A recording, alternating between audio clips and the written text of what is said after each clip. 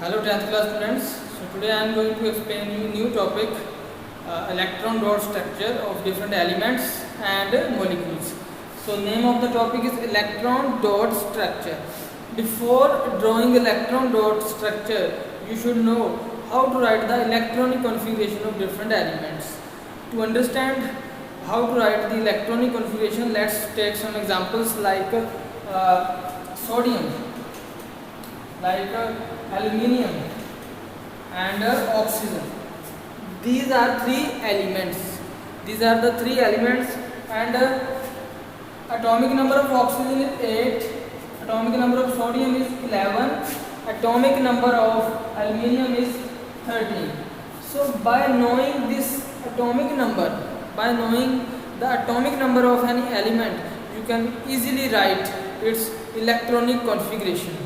Like for oxygen, the atomic number is 8, and you all know in first shell there are 2 electrons, and in second shell maximum 8 electrons can be occupied, but total 8 electrons are there. In first shell you occupy 2, and then the next one you can occupy 6 electrons, and after that sodium 11, 2, 8, 1.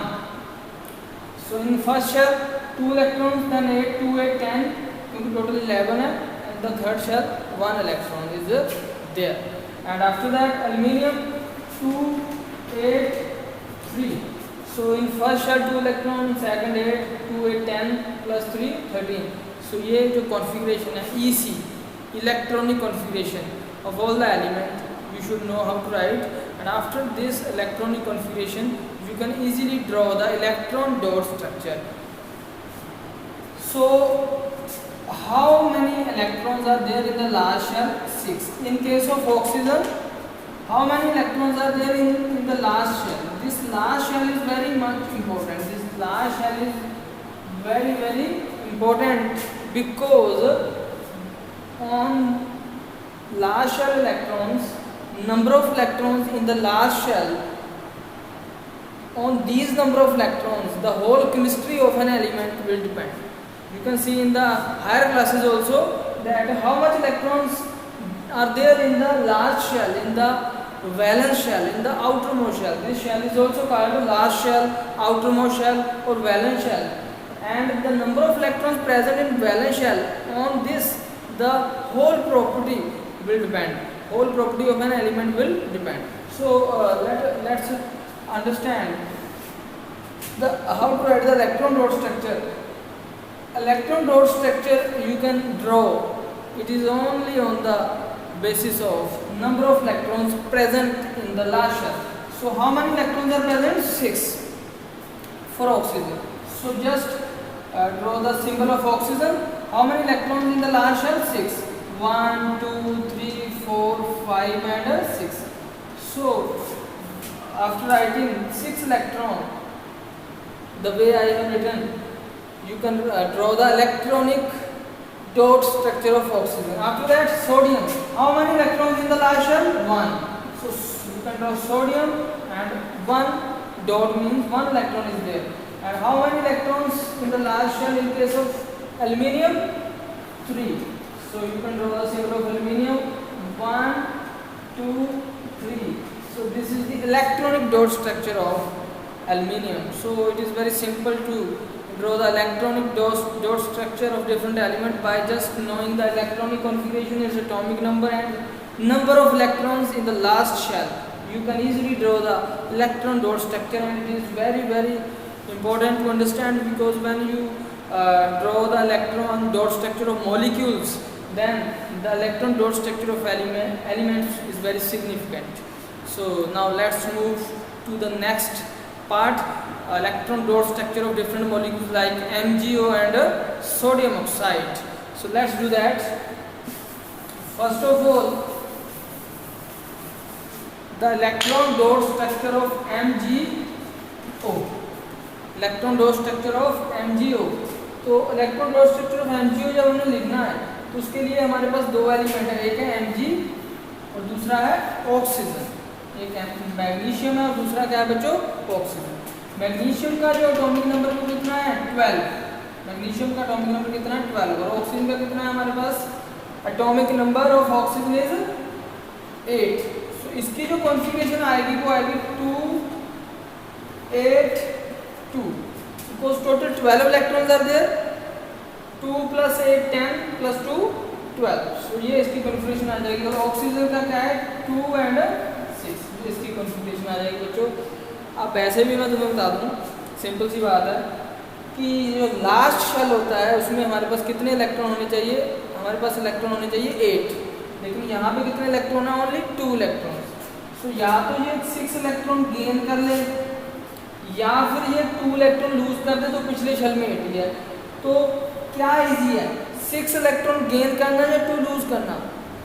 Easy ये है कि 2 electron lose कर दे. 2 electron magnesium क्या कर दे, loose कर दे, क्योंकि 6 electron gain करना difficult है, क्योंकि नंबर में ज़्यादा है 6, 2 कम है नंबर में, इजीली लूज हो सकते हैं 2 इलेक्ट्रॉन. और बात करें ऑक्सीजन की, अगर हम ऑक्सीजन की बात करें तो ऑक्सीजन में कितने इलेक्ट्रॉन है लास्ट में 6, और होने कितने चाहिए 8. सो या तो ये 2 गेन कर ले या फिर 6 क्या कर दे, लूज कर दे. तो इजी क्या है, इजी है 2 गेन करना. यहाँ पे गेन करना इजी है, यहाँ पे लूज करना इजी था, यहाँ पे गेन है, क्योंकि यहाँ 6 ऑलरेडी है. अगर 2 गेन कर लेगा कहीं से तो यहाँ पे 8 हो जाएंगे, इसकी जो कॉन्फ़िगरेशन है वो कंप्लीट हो जाएगी. So oxygen will try to gain 2 electron and magnesium will try to lose 2 electron. So because of this the molecule will form like Mg, magnesium, यहाँ पे क्या हमारे पास ऑक्सीजन.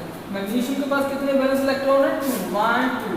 ऑक्सीजन के पास कितने बैलेंस इलेक्ट्रॉन है 6 1 2 3 4 5 एंड 6. तो ये एक इलेक्ट्रॉनिक कॉन्फ़िगरेशन है मैग्नीशियम एंड ऑक्सीजन की. मैग्नीशियम के पास 2 बैलेंस इलेक्ट्रॉन है, इसके पास 6 है.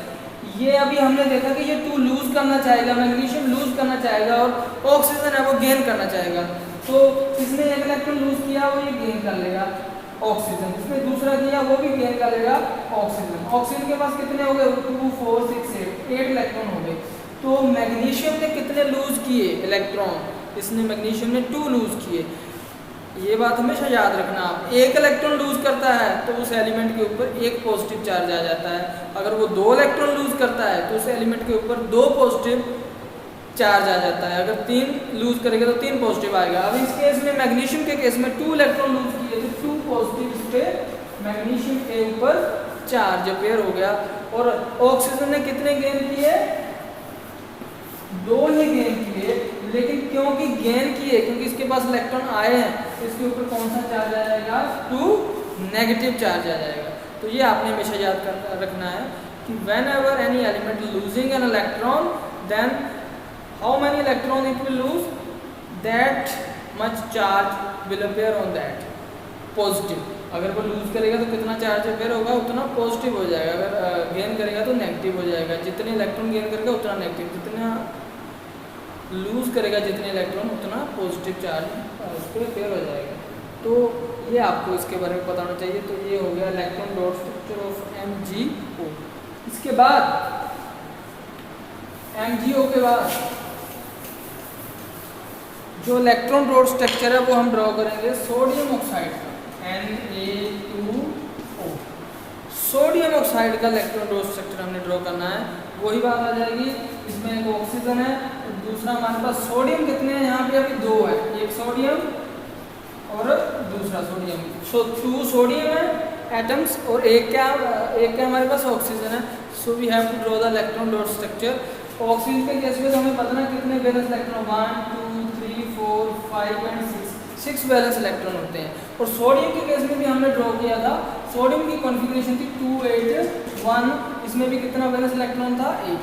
तो 2 सोडियम है, हर एक सोडियम के पास एक बैलेंस इलेक्ट्रॉन है, दूसरे सोडियम के पास भी दूसरा बैलेंस इलेक्ट्रॉन है, और ऑक्सीजन के पास 6 बैलेंस इलेक्ट्रॉन है. तो वही बात आ जाएगी, इसके पास सोडियम के पास कितना बैलेंस इलेक्ट्रॉन है 1, या इसने 8 बनाने, या तो 7 गेन करेगा या तो एक लूज करेगा. इजी क्या है, एक लूज करना. तो सोडियम एक लूज करना चाहेगा, सोडियम एक लूज करना चाहेगा, और ऑक्सीजन 2 गेन करना चाहेगा. कैसे होगा बच्चे, कैसे होगा ये कि ये एक सोडियम है तो ये एक लूज करेगा, इस पे एक पॉजिटिव आ जाएगा. ये दूसरा सोडियम है, ये दूसरा लूज करेगा, इस पे भी एक पॉजिटिव आ जाएगा. और ये ऑक्सीजन है, इसने एक यहाँ से 2 इलेक्ट्रॉन गेन किया, इसके ऊपर 2 नेगेटिव आ जाएगा. तो 2 सोडियम है, इनके ऊपर 2 पॉजिटिव, और एक ऑक्सीजन है, इसके ऊपर 2 नेगेटिव। सो वन सोडियम है जो उसने लूज किया 1 इलेक्ट्रॉन, तो इसके ऊपर एक पॉजिटिव, दूसरे ने किया 1 इलेक्ट्रॉन, दूसरा पॉजिटिव, ऑक्सीजन ने 2 इलेक्ट्रॉन गेन किए, तो 2 नेगेटिव। तो ऐसे करके आप सोडियम ऑक्साइड का इलेक्ट्रॉन डॉट स्ट्रक्चर इजीली क्या कर सकते हैं बच्चों, ड्रॉ कर सकते हैं। तो मैं एक बात वही मैं बार बार आपको बता रहा हूँ इस केस में, वैसे भी in chemistry when any element loses electron, उसके पास से इलेक्ट्रॉन जाता है कहीं, तब उसके ऊपर जो चार्ज होता है वो पॉजिटिव आता है। एक इलेक्ट्रॉन जाएगा तो एक पॉजिटिव, 2 इलेक्ट्रॉन जाएगा तो 2 पॉजिटिव। और जब भी किसी एलिमेंट, कोई element, whenever any element gain electron, उसमें इलेक्ट्रॉन ऐड होता है, then negative charge will appear in it. The negative charge है जो वो कितना आएगा वो डिपेंड करेगा कितने इलेक्ट्रॉन उसके ऊपर ऐड हुए हैं। एक इलेक्ट्रॉन ऐड हुआ, एक इलेक्ट्रॉन गेन हुआ तो एक नेगेटिव, 2 इलेक्ट्रॉन गेन हुआ तो 2 negative. In the same way oxygen के ऊपर 2 इलेक्ट्रॉन गेन हुए हैं तो 2 नेगेटिव, इसने एक लूज किया तो एक पॉजिटिव। ये समझने वाली बात है, याद रखने वाली बात है। और जिस पे ऊपर पॉजिटिव आ गया उसको हम कैटायन बोलते हैं। केमिस्ट्री में क्या बोलते हैं, जिसके ऊपर पॉजिटिव चार्ज आया किसी एलिमेंट उसको कैटायन बोलते हैं। जिसके ऊपर नेगेटिव आ गया उसको हम एनायन बोलते हैं, anion. So cation, anion, 2 types of ions are there. Ions, एक होता है anion, दूसरा होता है cation। तो इसी तरह से हमारे पास आयनिक सब्सटेंस भी बनते हैं, मैंने पहले भी बताया था। आयनिक सब्सटेंस क्या होते हैं, जिनमें cation भी होता है, anion भी होता है। तो उनकी प्रॉपर्टीज भी मैं आपको करवा चुका हूँ, उसको भी ज़रा डिटेल में आप पढ़ लेना। सो उसमें भी इलेक्ट्रॉन डॉट स्ट्रक्चर हमने NaCl का, MgCl2 का बना के आपको बताया था। सो electron dot structure is very important as far as third chapter is concerned. So that's all for today.